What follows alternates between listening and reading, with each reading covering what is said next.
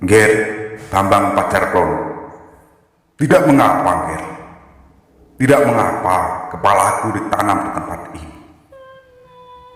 Sebab ini semua adalah kehendak dan takdir dari Dewata, bahwa kepalaku tidak diperbolehkan dimakamkan di Gunung Lawu atau Gunung Kaindran. Nanti bila telah tumbuh watu putih dari tempat ini, maka itu adalah penebusan dosaku kepada kaulo semua. Semoga batu putih itu nanti mampu mencukupi kehidupan dan kebutuhan hidup dari kaulo semua. Sudah, Nger, demikian pesan saya.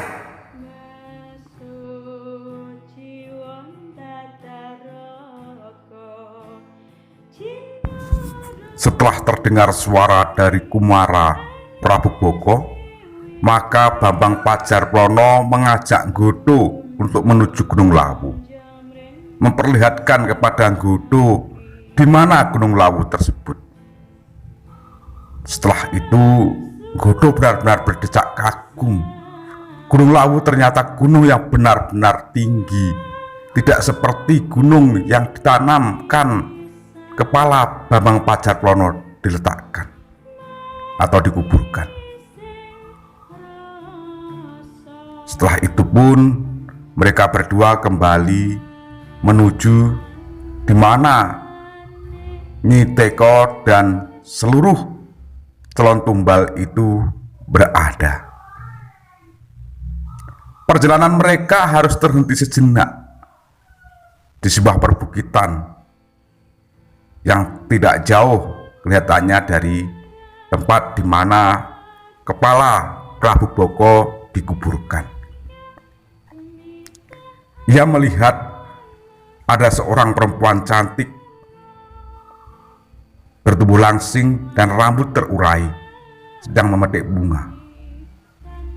Maka Bambang Pacarplono memberi kode kepada Nggodo untuk diam dan tidak menimbulkan suara apapun.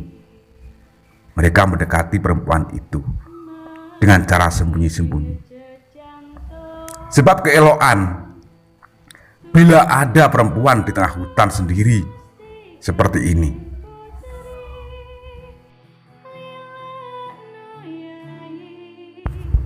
Tiba-tiba datanglah seekor anjing ajak atau anjing besar yang mengaum mendekati perempuan itu.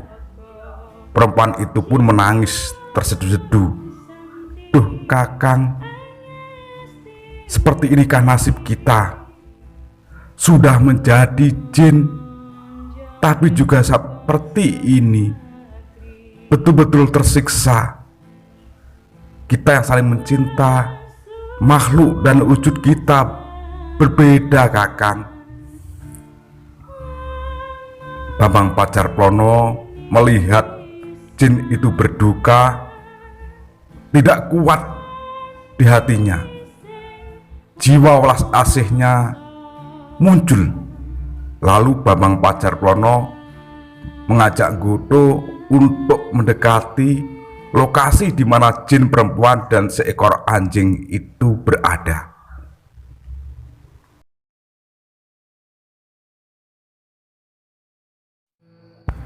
Betapa kaget jin perempuan itu dan juga anjing tersebut melihat Bambang Pacarplono dan Nggodo datang. Mereka mengira bahwasanya Bambang Pacarplono adalah Dewata karena perwujudan cahaya mukanya seperti cahaya Wisnu. Jin, saya bukan Dewata. Nama saya Bambang Pacarplono. Dan ini teman saya bernama Nggodo. Kemudian jin itu pun menjelaskan dan mengatakan bahwa namanya adalah Nyi Sedepeteng. Sedangkan anjing ajak yang besar dan mengaung-ngaung tadi suaminya itu kena kutuk dari Empu Dipyo Yuwono.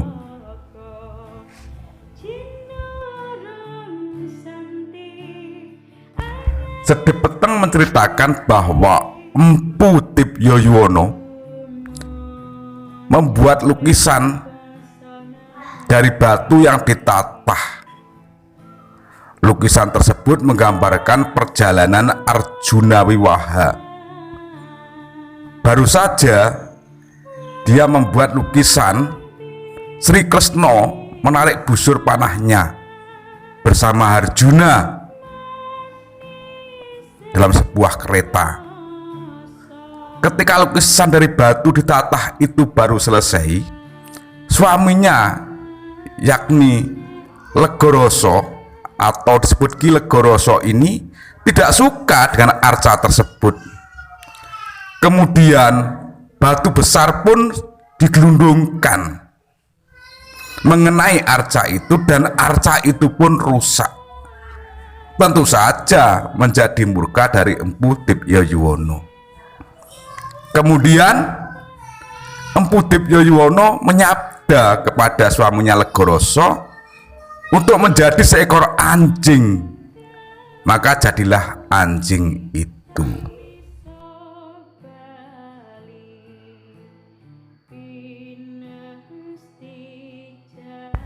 Setelah mendengar penuturan dari Nyi Sedepeteng, Bambang Pajarprono sanggup untuk meminta maafkan Ki Legoroso kepada Empu Dipyo Yuwono, yang nanti semoga bisa mengembalikan Ki Legoroso menjadi jin semula, tidak seperti seekor anjing.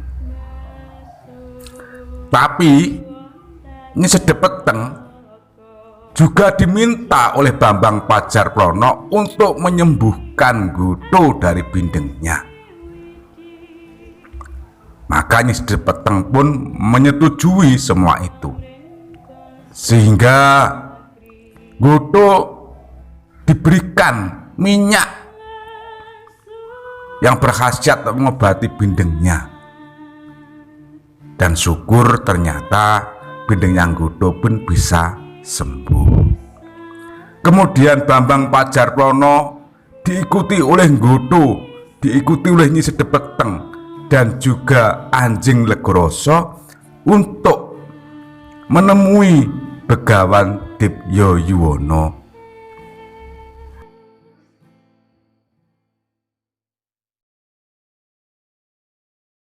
Empu Dipyo Yuwono menyambut kedatangan mereka.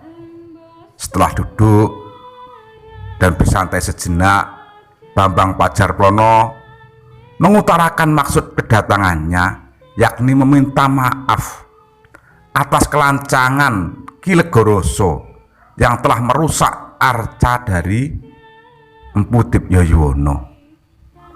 Empu Dipyo Yuwono pun memaafkan, dan Ki Legoroso tidak boleh mengulanginya lagi. Wah, setelah itu tiba-tiba seekor anjing itu pun berubah menjadi jin biasa. Setelah selesai semuanya, maka Bambang Pajarprono mengajak Goto untuk kembali ke pedukuhan di mana Nyi Teko dan juga para kawula berada.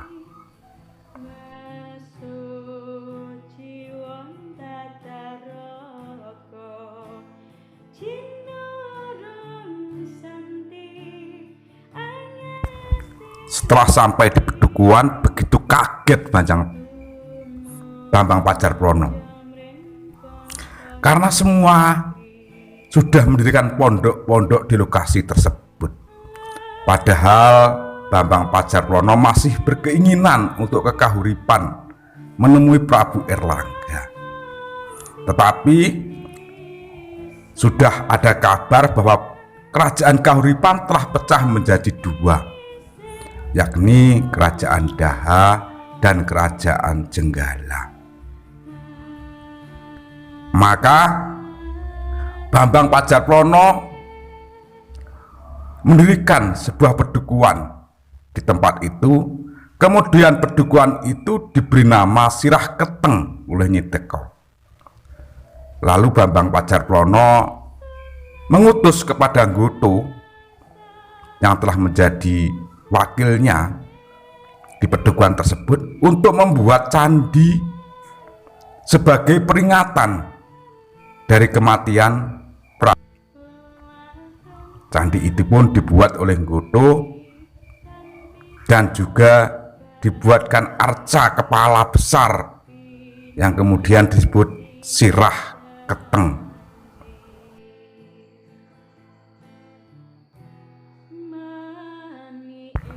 Setelah candi itu selesai, maka Bambang Pajarplono menikahi Dewi Sumarsih. Sedangkan Nggoto menjadi seorang patih yang kemudian diberi nama Patih Mandraguna. Dia juga menikah dengan Nyi Dewi Wasyati. Kebahagiaan begitu terasa di Sirah Keteng.